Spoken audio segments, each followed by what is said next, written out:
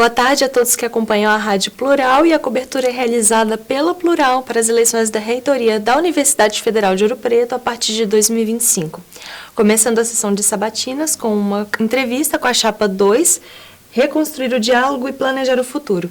Ela é composta por Luciano Campos da Silva, candidato a reitor, e Roberta Eliane Santos Frois, candidata ao cargo de vice. Boa tarde, aos dois. Gostaria de pedir para vocês se apresentarem um pouquinho e antes queria só deixar informado que as respostas terão um tempo de 4 minutos, todas as perguntas realizadas pela gente. Pode se apresentar. Bom, sou professora Roberta, sou professora do Departamento de Química da UFOP, estou aqui na UFOP desde 2011, fui chefe do Departamento de Química e hoje estou como diretora do Instituto de Ciências Exatas e Biológicas.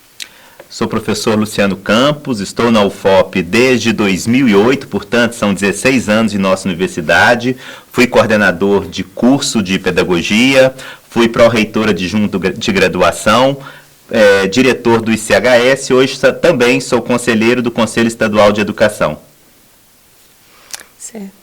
Certo, então eu vou começar com as perguntas. A primeira pergunta é sobre a reitoria atual. Como vocês se posicionam em relação a essa reitoria e, na opinião da chapa de vocês, quais foram os principais acertos e erros da gestão da Cláudia e do Hermínio? Bom, nós nos posicionamos como oposição a essa reitoria. Obviamente, durante 8 anos tiveram acertos, mas também tiveram muitos erros.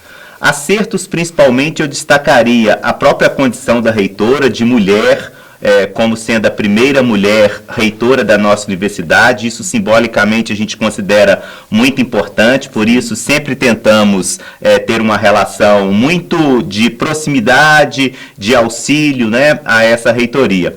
Consideramos também que tiveram um papel importante nessa passagem de governos conservadores, portanto, nós consideramos que, de algum modo, foi uma reitoria com características progressistas e, portanto, o enfrentamento a um governo que a gente considera fascista foram aspectos que eu destacaria. Infelizmente, os aspectos a serem criticados são centrais e muito importantes a ponto da gente falar em uma necessidade de mudança. E eu gostaria de destacar 2 aspectos que eu considero críticos e que toda a comunidade tem compartilhado junto com a gente, são justamente os 2 aspectos que a gente traz como slogan da nossa campanha. O primeiro tem a ver com o diálogo. Nós até estamos falando em reconstrução do diálogo. Por quê? Houve um rompimento com uma característica da UFOP, que é de escutar as pessoas, dialogar, ouvir o que as pessoas têm dito. O mau exemplo em relação ao diálogo vem centralmente da própria reitora, que expõe alunos, expõe professores, expõe técnicos administrativos em todos os espaços, especialmente nas transmissões do CUNE. Chega a ser vergonhoso para a nossa universidade ter essas imagens circulando por aí. Um outro aspecto que a gente considera fundamental em termos de crítica é a questão do planejamento da nossa universidade. Curiosamente, é justamente o pró-reitor de planejamento que é colocado como continuidade dessa gestão. E quais são os problemas de planejamento? A UFOP deixou de pensar o que ela quer ser no futuro. E a UFOP parou de planejar as pequenas atitudes do dia a dia, as pequenas ações. Não existe um planejamento nem a curto, nem a médio, nem a longo prazo.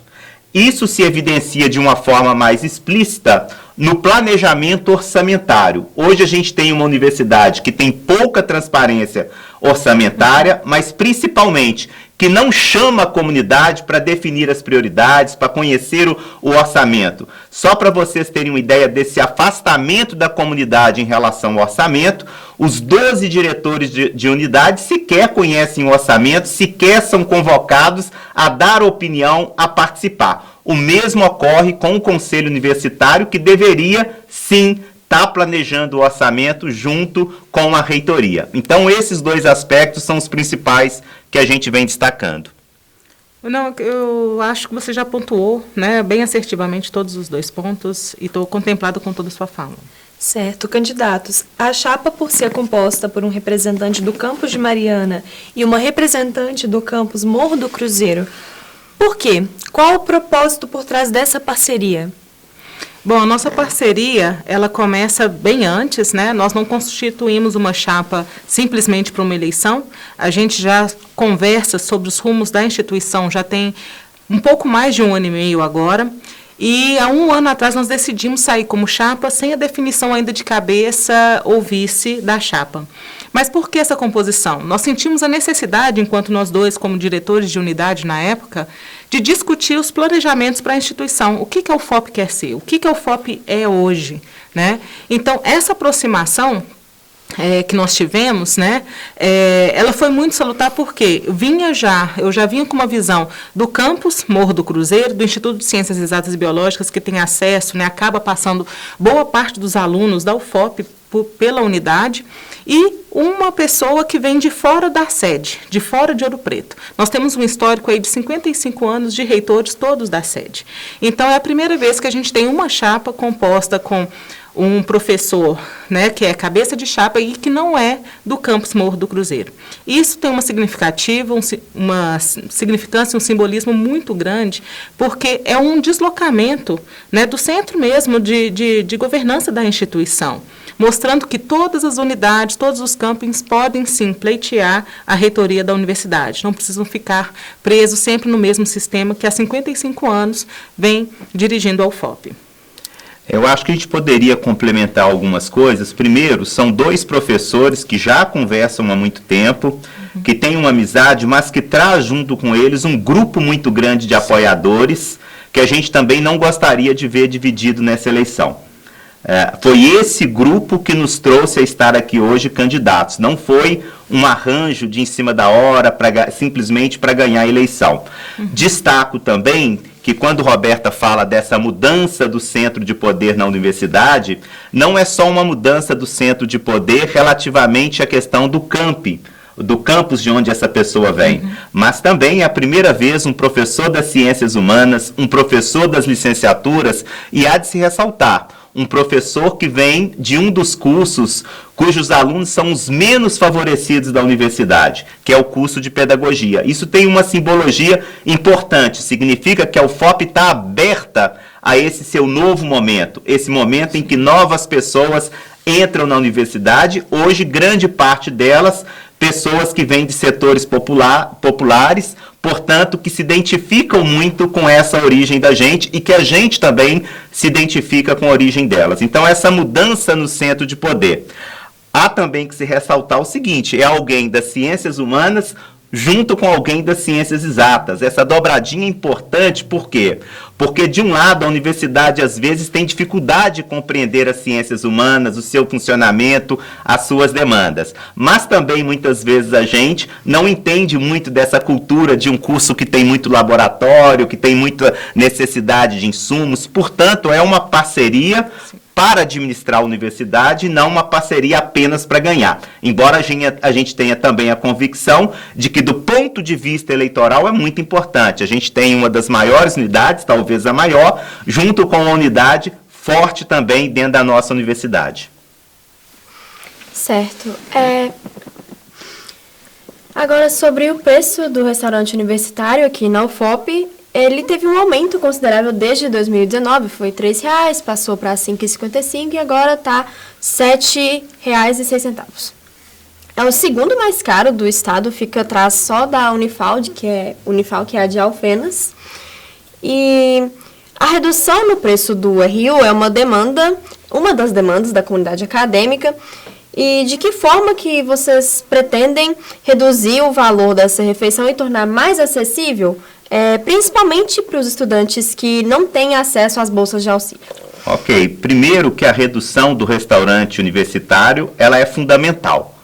Então, assim, não tem como, a gente acredita, um reitor ou uma reitora assumir no próximo ano sem planejar uma queda nesse valor. A gente tem circulado pelas moradias, pelas repúblicas, e fica evidente a dependência que os estudantes têm em relação a uma alimentação mais barata.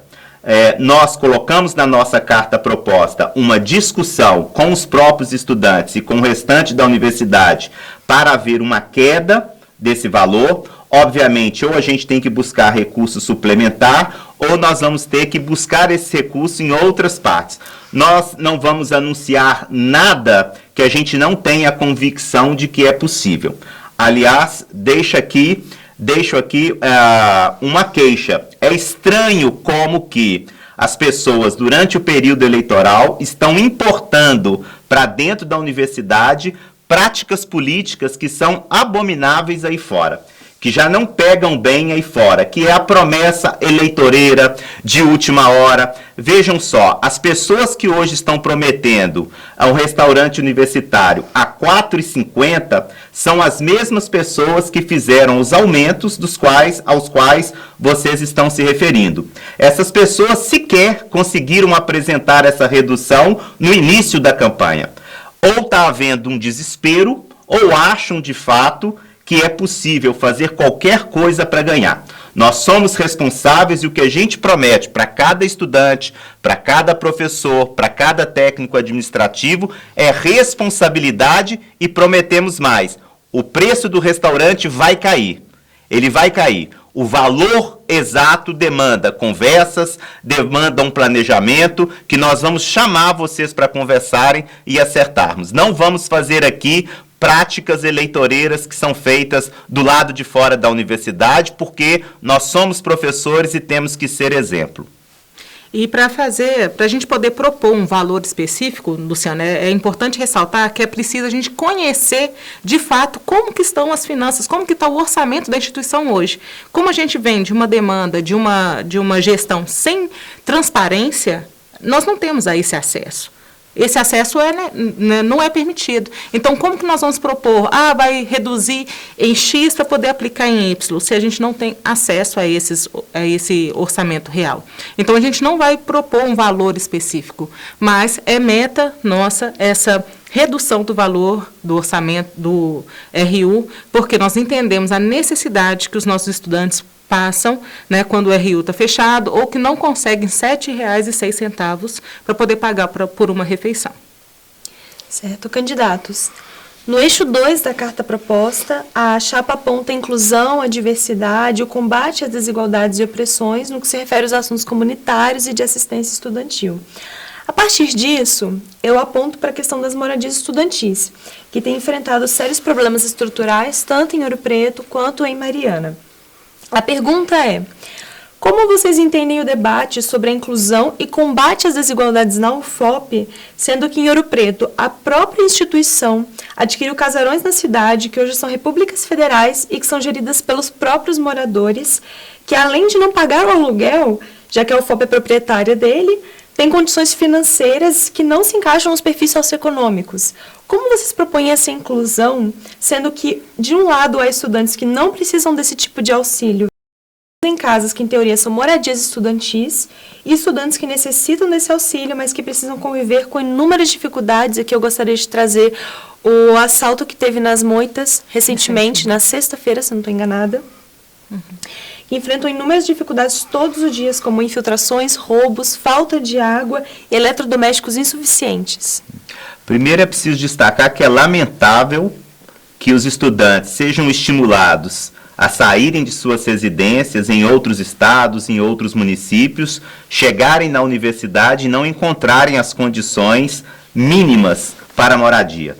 A gente destaca, obviamente, também os problemas de segurança nas moitas, mais as questões de falta de água aqui no Catete, mas também no Morro do Cruzeiro, problemas sérios de manutenção. Estudantes convivendo, 24 pessoas numa moradia com 2 chuveiros.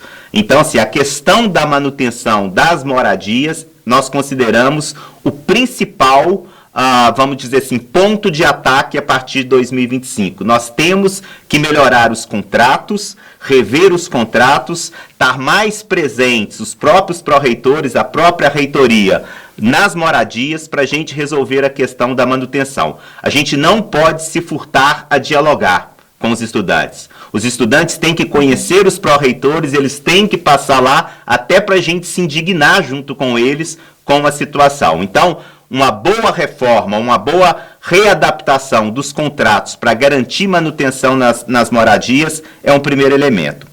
Quanto às repúblicas a que você se refere em Ouro Preto, nós somos muito convictos de que, primeiro, é preciso evitar os boatos.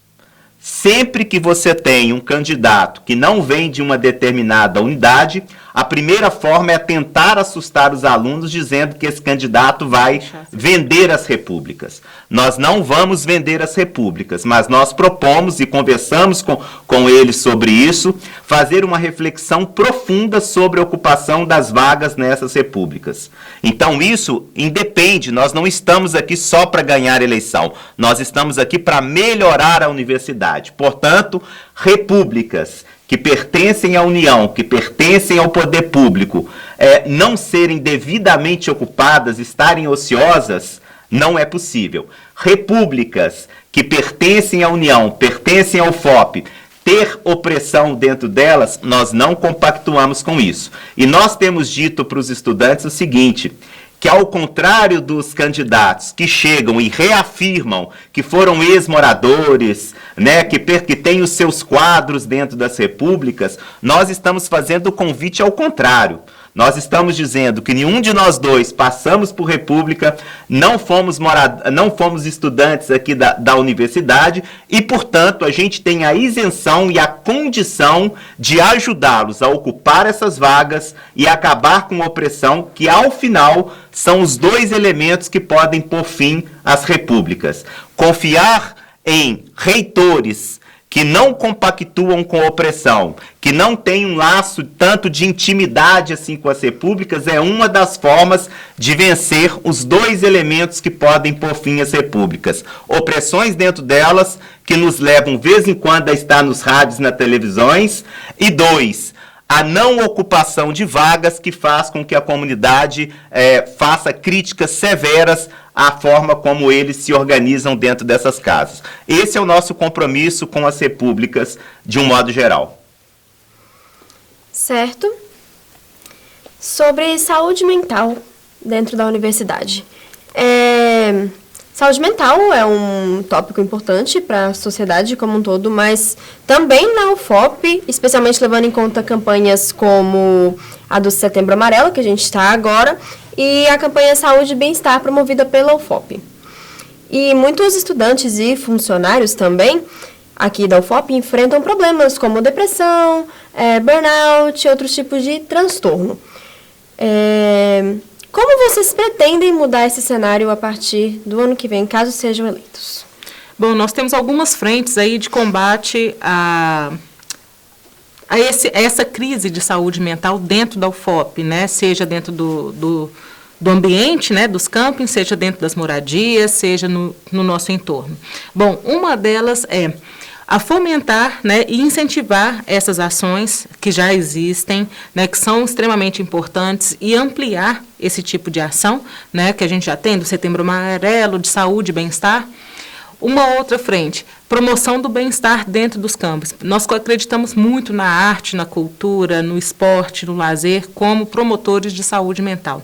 E nós temos, né, dentro da UFOP, vários canais para isso. Nós temos escolas como a Escola de Educação Física, a escola, o IFAC, né, com as artes, com a música. Nós acreditamos que as ações vinculadas e com a participação dos membros dessas unidades, não somente delas, mas principalmente, né, desses nossos colegas, podem promover ações de bem-estar no entorno, em toda a comunidade. Ações esporádicas, ações específicas, né, ações na portaria dos prédios, fazer o intercâmbio, né, ir lá em João Molevade, vir aqui nos campos Mariana, não ficar somente lá dentro do campus Ouro Preto. Tá? Acreditamos também na parceria com o município, né, com ações, né, de outras escolas, já que nós não temos, né, um curso de psicologia ainda, então promover algumas parcerias, né, buscar essas parcerias com algumas escolas de psicologia, para trazer para dentro dos camping algumas ações. A saúde mental, ela é um dos fatores principais que a gente tem de abandono, né, de evasão, então isso nós precisamos combater. Uma outra questão também, nós precisamos de um ambiente acolhedor para que não haja, né, mais transtornos mentais dentro do nosso camping. Então, nós temos uma missão também de transformação dos camping, né, começando lá pelo campus, né, pelo camping sede, Ouro Preto, que hoje a gente não tem um serviço de poda, de jardinagem, a gente tem simplesmente, acho que são 2 capinas, né, 4 capinas por ano, né, e isso vai deixando o ambiente cada vez mais estranho, vamos dizer assim, né? E a gente pensa que um ambiente acolhedor, com espaços para conversa, espaço para você sentar e tomar um sorvete junto com um colega, bater um papo, eu acho que isso faz falta. Nós sentimos falta de sombra, para os alunos, para os servidores sentarem, conversar um pouco. Então, são ações que são coisas pequenas, pontuais, mas que podem se tornar um grande benfeitor aí da saúde mental. Na verdade, assim, esse tema talvez seja um dos mais complexos, não por acaso. Durante essa pesquisa paritária, todos os candidatos estão falando, há muitas perguntas sobre eles. Ele é complexo e multifatorial, e não está ligado só ao FOP. Mas talvez o que o FOP precisa é pegar todas as ações isoladas e outras a serem criadas e constituir uma política institucional para a questão da saúde mental. Uma proposta bem objetiva é a criação de núcleos de acolhimento em todos os espaços, ou seja, grupos treinados que possam acolher esses estudantes e orientar quais são os caminhos que eles devem procurar quando tem problemas. Não só os caminhos institucionais, mas também os caminhos fora da instituição. É incrível vocês perceberem, mas a gente às vezes está aí nessa campanha, a gente acaba de fazer uma reunião com o estudante, aí na hora que sossega a reunião, sempre vem 1 ou 2 perguntarem sobre esse tema e pedir apoio. Portanto, os grupos de acolhimento não precisam ser profissionais, precisam ser pessoas treinadas, será um bom caminho para isso. Certo. Candidatos, queria fazer uma pergunta agora sobre a questão do combate ao assédio nas universidades. Queria só trazer um dado primeiro, que foi um levantamento realizado pela Controladoria Geral da União, que apontou em números os registros de assédio sexual nas universidades aqui do Brasil. Cabe citar, por exemplo, a Federal do Rio de Janeiro, que teve 10 ocorrências, a Federal do Ceará, que teve 9 registros esse ano, e a Universidade de Brasília, que teve 8 ocorrências. A UFOP apresentou desde janeiro um total de 4 manifestações a respeito de assédio sexual, sendo que 2 ainda estão em análise. Diante disso, a Chapa 2 ela propõe a criação de um programa específico de aperfeiçoamento profissional destinado a professores e tais, técnicos administrativos, que assumem cargos de gestão na UFOP. A pergunta é, como lidar com o assédio sexual na UFOP, sendo que, em parte, ele é cometido justamente por pessoas que estão ocupando cargos de poder? Ainda sobre isso, eu gostaria de perguntar se, caso a chapa seja eleita, como ela vai trabalhar a questão do posicionamento da universidade em casos de assédio e abuso sexual nas repúblicas estudantis. A UFOP ainda se silenciará diante desses casos? Posso começar? Pode começar. Bom, questões de assédio, aí tem pelo menos 2 tipos de assédios mais conhecidos, o sexual, mas também o assédio moral. A primeira coisa é a universidade não se silenciar.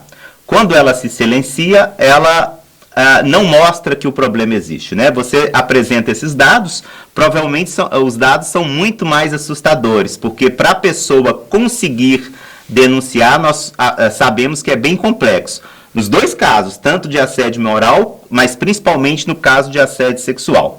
Então, a gente pensa que, primeiramente, a universidade tem que ter a coragem de evidenciar o problema. Ela não pode silenciar, ela tem que mostrar que ele existe.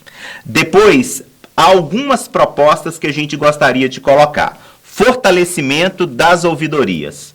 Quando eu digo fortalecer a ouvidoria, não é só a existência dela. É porque hoje ela existe, essa é uma boa medida que eu poderia ter respondido lá na primeira pergunta, mas é preciso que elas tenham condições de funcionamento. Hoje elas existem, mas elas não têm condições de funcionamento. Hoje talvez elas não são tão divulgadas como elas deveriam ser. Ou seja, cada pessoa na universidade deveria conhecer bem o protocolo de como lidar com essa situação. Quando eu me refiro à situação das chefias, você tem razão, pode ser que os chefes sejam, em alguma medida, assediadores, mas nós partimos do pressuposto que nem todos os chefes são assediadores. E os chefes, eles se constituem como elementos importantes, por quê? Primeiro, porque qualquer pessoa que queira fazer uma denúncia, o chefe tem que estar pronto, preparado para acolher. Não dá para um professor que está na chefia, um técnico que está na chefia, simplesmente dizer para uma aluna, ou para um aluno, ou para um técnico, ou para um professor, procure o Fala BR. Não, ele tem que saber ele mesmo como proceder, inclusive fazendo esse primeiro acolhimento ou indicando quem pode fazer esse acolhimento. Nesse sentido, eu diria assim, os chefes têm que estar preparados, sabe por quê também? Porque o chefe tem toda a condição, já que ele lidera o processo, de interromper problemas já no seu início. O que tem acontecido aqui na universidade é que, como falta uma chefia preparada, algo que inicia muito pequeno, que poderia ser cortado, que poderia haver uma mediação, uma conversa ou uma interrupção firme de uma chefia, vai virando uma bola de neve até se transformar num processo bem mais complicado. Então, a gente continua apostando muito que uma chefia preparada pode ser um elemento importante. Criação de ouvidorias especializadas é outra proposta. Hoje a gente tem uma ouvidoria específica das mulheres, nós podemos criar das questões raciais e LGBT. Por quê? A pessoa tem que ser preparada para ler aquilo como um assédio. Porque uma pessoa comum do dia a dia, que não lida com essas questões, frente a um assédio, ela costuma até transferir a culpa, porque ela não tem uma leitura suficiente, uma habilidade suficiente para fazer isso. E, por fim, eu diria o seguinte, nós vamos investir pesadamente para que os processos administrativos disciplinares sejam bem conduzidos. Inclusive, novamente, as pessoas que vão participar de um processo têm que ser bem capacitadas. E por que isso?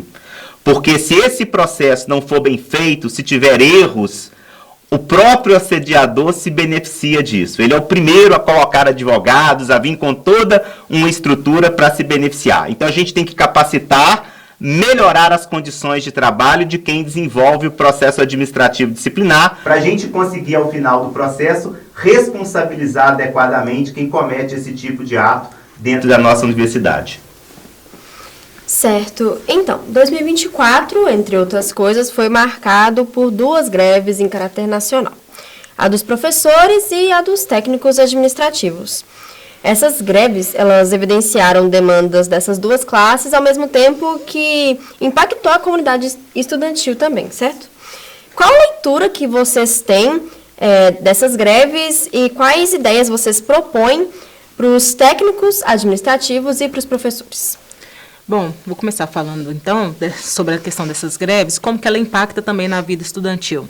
Bom, eu gostaria de ressaltar que o movimento grevista, ele não está reivindicando somente melhoria de salário. Não é o salário do técnico que está defasado, não é só o salário do professor que está defasado. As condições da universidade estão defasadas. Então, o movimento grevista é para a recomposição do orçamento também. Uma das pautas principais é a recomposição orçamentária da instituição. Não apenas, olha, estou fazendo isso por causa do meu salário, porque isso impacta a vida estudantil. A gente continuar a universidade pública hoje brasileira, continuar no caminho que está, sem uma recomposição, nossos cursos não têm condição de se manter.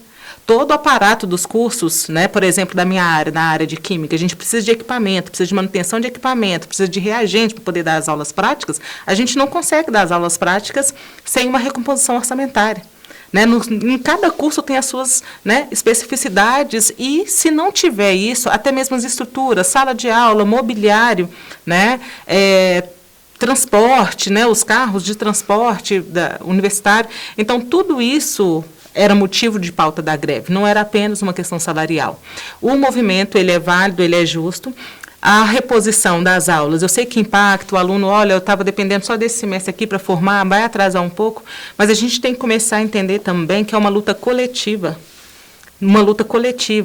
né? Não adianta esse aluno, olha, eu estou apressado aqui para formar, mas os outros que estão vindo não ter condição de entrar na universidade depois, de não ter condição de terminar o curso, porque o curso não tem condição de dar uma aula de qualidade. Então, é todo esse contexto que precisa ser avaliado durante o período de greve, né? E eu falaria em 2 sentidos. Como nós nos comportamos enquanto pré-candidatos, porque, afinal, a gente já era pré-candidatos quando saiu a greve. A greve é sempre um momento complicado para quem vai ser candidato e a gente fez uma seguinte opção, que nós seríamos quem nós somos como professores. Nós fomos às assembleias, nós não temos muito hábito de falar nas assembleias, então não falamos, acompanhamos como professores da forma como a gente considera que é correto, não se omitindo também durante o período da greve. Como possíveis reitor e vice-reitora, a palavra de ordem é: respeita o movimento grevista. Afinal de contas, tudo o que ocorreu nos últimos anos no Brasil foi um enfraquecimento do movimento sindical, o que é ruim, é péssimo para os trabalhadores. Nós temos que fortalecer os sindicatos. Tratar os sindicatos de forma respeitosa durante um período de greve é uma das formas de fortalecê-lo, de fortalecer o próprio grupo, que afinal o sindicato dá um sentimento de coletividade aos professores e aos técnicos. De outro lado, a reitoria tem que manter a questão da autonomia, não querer também interferir, cooptar. Não, é uma posição de autonomia em relação ao movimento, de muito respeito ao movimento. Eu faço uma leitura de que essa greve sempre traz problemas, aí a gente tem que resguardar os direitos, as prioridades que têm que ser estabelecidas, a gente tem que ficar muito atento a calendário, em respeitar o direito dos estudantes, mas, ao mesmo tempo, é preciso ver os ganhos que a greve traz. Essa greve em especial, eu sentia os professores muito cansados em relação à falta de um aumento. Já estavam sentindo que o poder aquisitivo deles tinha caído muito e de fato tinha caído. E considero que, além disso, essa greve teve um bom resultado, que foi o PAC. Embora a gente possa discutir mais adiante que eu não concorde a forma como o PAC foi feito, mas ele é resultado, sim, da própria luta grevista. Certo, candidatos. Diante do corte das verbas destinadas às universidades federais, a partir do projeto de lei orçamentária anual de 2024, pelo Congresso Nacional, em dezembro do ano passado, há perspectiva de aumento no valor das bolsas acadêmicas em todas as suas variações? Se não, como se dará a gestão desse recurso? Falar? Pode falar. Bom, orçamento é algo que a gente tem acompanhado desde 2014, os cortes, né? Corte, contingenciamento e a diminuição significativa até do orçamento em alguns anos. A gente tem dito que a nossa proposta principal é trazer a comunidade acadêmica para a discussão do orçamento. Hoje o orçamento na universidade ele é feito daquilo que a gente chama de personalismo. E arriscaria dizer, sem nenhum problema, porque a comunidade tem nos dito isso, na forma também do que a gente chama de balcão. Ou seja, cada pessoa, cada diretor, cada setor vai conversar diretamente com os responsáveis pelo orçamento. Nós vamos mudar essa cultura na universidade, nós vamos trazer os diretores para o centro da discussão do orçamento, nós vamos trazer os estudantes também para a discussão do orçamento, pretendemos até o final dos 4 anos, inclusive, criar alguma forma de participação da comunidade mais direta, incluindo os estudantes, na definição do orçamento. Portanto, nós não vamos, o que nós podemos dizer é que a gente vai tentar sempre buscar uma equalização aí nessas bolsas, de modo a acompanhar a inflação e outros indicadores aí de aumento das bolsas fora, da bolsas de CNPq, bolsas de FAPEMIG. Agora, o valor específico vai se dar mediante uma discussão orçamentária bem tranquila, bem dialogada. Por quê? Porque a universidade tem que se manter nesses 4 anos que a gente vai estar lá. Hoje, o estudante, nem o professor, nem o técnico conhecem devidamente o orçamento para tomar decisões. Nós queremos, primeiro, popularizar o orçamento, trazer as pessoas para conversar, e as pessoas conversando, a gente pode definir para onde que os recursos vão prioritariamente. Certo.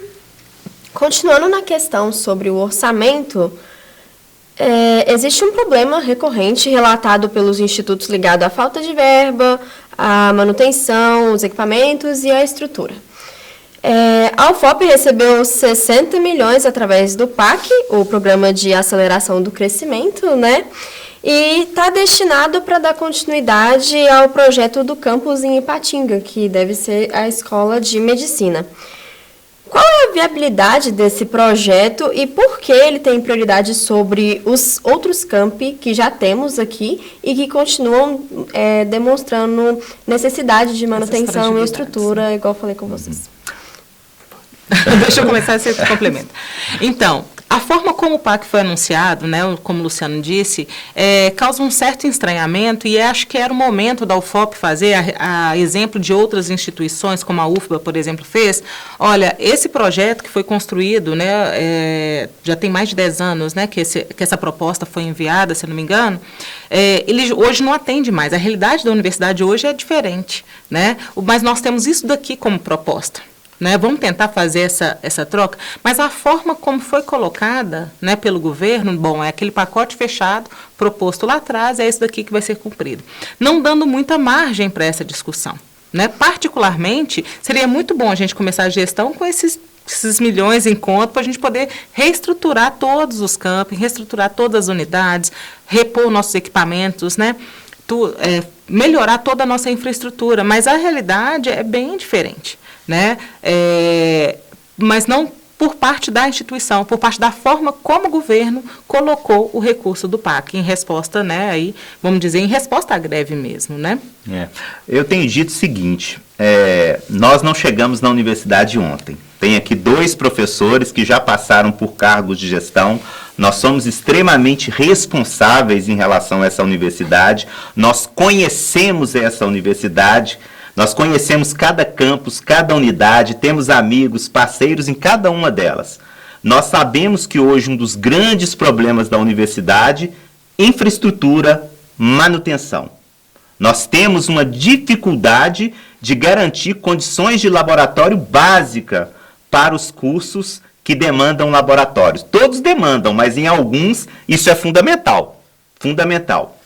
Quando eu falei um pouco da decepção do PAC, por quê? Porque, para mim, o que o país precisava, depois de ter dobrado o número de estudantes na rede federal, ampliado essa rede federal, e estando a gente já no 5º mandato de um setor progressista, nós deveríamos ter chamado os reitores e dito a eles o seguinte: preparem em 3 meses uma proposta do que a gente precisa para manter essa universidade funcionando bem para os próximos 10, 15 anos. Não foi isso que foi feito. Vocês devem ter acompanhado na televisão que teve universidade, inclusive, recusando o recurso que foi liberado, pois aquilo não fazia mais parte do seu projeto. Na nossa universidade, eu diria que nada foi priorizado. Eu diria que nada foi discutido ainda com a universidade. Então, não sei se isso será discutido nos próximos 3 meses, mas se nós chegarmos à reitoria o ano que vem, nós consideramos que há um recurso liberado e que a universidade precisa apontar o seu caminho. Ela precisa dizer se é esse o caminho. Pessoalmente, gostaria muito de assumir a reitoria, tendo 30, 40, 50 milhões para a gente modificar a infraestrutura de algumas unidades. Vocês pensem que vai começar uma chuva daqui a pouco e que nós temos várias unidades que vai nos envergonhar com as filmagens que os estudantes, os professores, os técnicos fazem da chuva invadindo essas unidades, estragando equipamentos. Portanto, eu imagino que essa seria uma prioridade da UFOP. Não foi conduzido dessa forma, a gente não tem acompanhado isso porque não foi discutido ainda nos conselhos superiores, mas a gente ganhando essa discussão, não tendo avançado de forma coletiva, nós colocaremos isso à mesa, porque a nossa proposta é de uma discussão coletiva. Candidatos, uma última pergunta. Existem demandas voltadas para o aumento no quantitativo de técnicos administrativos, para inclusive melhorar a qualidade do ensino prestado e fornecer suporte para as atividades acadêmicas aqui na UFOP. Quais medidas vocês pretendem tomar em relação a essa demanda dos técnicos? Pode ir. Bom, essa questão dos técnicos ela é fundamental. Eu estava conversando na SUFOP agora no podcast e relatando o seguinte: eu fiz um mapeamento da quantidade de técnicos por professor ou técnicos por alunos nas universidades mineiras e não coincidentemente, aquelas que têm um maior número de técnicos estão em condições de vantagem em vários indicadores. Ou seja, Uma universidade que tem um número de técnicos parece ser fundamental também para o crescimento, para a qualidade dessa universidade. O reitor, obviamente, não tem condições de criar vagas. Ele, então, tem que agir em 2 sentidos, ou pelo menos 3, eu diria. Um, politicamente, em Brasília, fazendo um bom levantamento antes do número de técnicos comparativamente a outras universidades e fazer essa demanda insistentemente, ou seja, nós temos que recompor o número de técnicos suficiente para a realização das atividades da Universidade Federal de Ouro Preto. Uma outra ação que o reitor também pode ter e que é política é apoiar o movimento dos sindicatos, inclusive, para que eles ganhem força. Um reitor que contribui por enfraquecimento do sindicato não está entendendo que a luta deles por uma recomposição do quantitativo compõe também uma luta da própria universidade para que ela funcione bem. Isso, então, eu digo em relação à recomposição. Em relação ao quantitativo que nós já dispomos internamente, é urgente uma proposta: dimensionar a força de trabalho. A UFOP precisa saber em qual setor nós temos qual quantidade de técnicos, quem são eles, o que eles realizam, se esse dimensionamento está adequado ou não está adequado, se porventura algum lugar tem uma quantidade bem mais insuficiente. Nós sabemos que em nenhum setor sobra técnicos. A gente tem passado agora setor a setor, é incrível. Há setores que uma atividade é altamente dependente de uma pessoa. A gente tem dado o exemplo que choca para os professores, para os técnicos, é o nosso pagamento. O nosso pagamento é feito por uma servidora técnica administrativa, que se ela falhar, alguém tem que buscar uma forma de resolver esse problema. Então, assim, é urgente fazer essa luta política, internamente é urgente como proposta dimensionar a força de trabalho para nós conhecermos quem está em cada lugar. Associado a isso, a gente tem falado também da necessidade de aproveitarmos melhor os talentos dos nossos técnicos, que são altamente qualificados. Só para vocês terem uma ideia, nós temos muitos técnicos com graduação, muitos técnicos com especialização.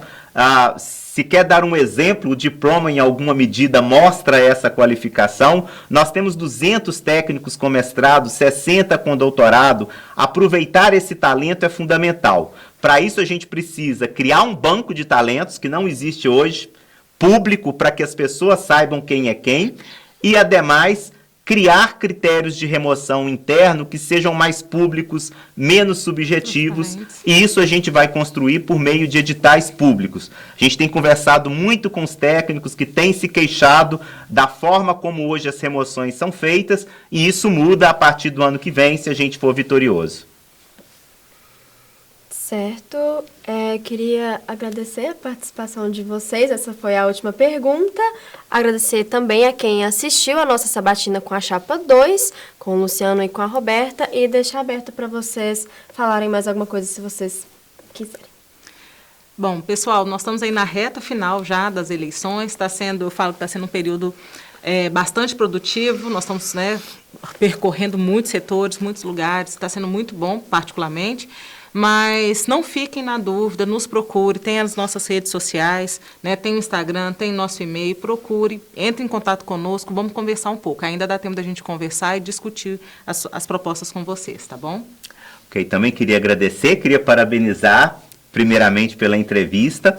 Algumas questões que apareceram aqui tão relevantes ainda não haviam sido perguntadas para a gente está indo para a reta final da campanha, então queria parabenizar. Queria me dirigir aos colegas professores, aos colegas técnicos e a vocês, alunos, dizer que esse é um momento importante para a nossa universidade. Vocês têm 3 opções de escolha, Uma escolha é a da continuidade. Quem acha que está tudo bom, que deve tudo continuar da forma que está na UFOP, tem uma opção. Quem acha que pode fazer uma opção muito associada ao que sempre esteve aí, também tem outra opção. A gente quer dar uma opção a vocês, que é a Chapa 2, fazendo uma inovação em termos da distribuição do poder na universidade, elegendo um um reitor fora da sede, mas que vem das ciências humanas, que vem do curso de pedagogia, e os dois com muita experiência e com muita coisa a mostrar que já foram feitas na nossa universidade. Aqueles que tiverem dúvidas, a gente convida para acompanhar os debates que nós teremos essa semana, que será uma boa oportunidade de comparação entre as três chapas. Deixo aqui um muito obrigado a vocês e boa eleição para todos nós.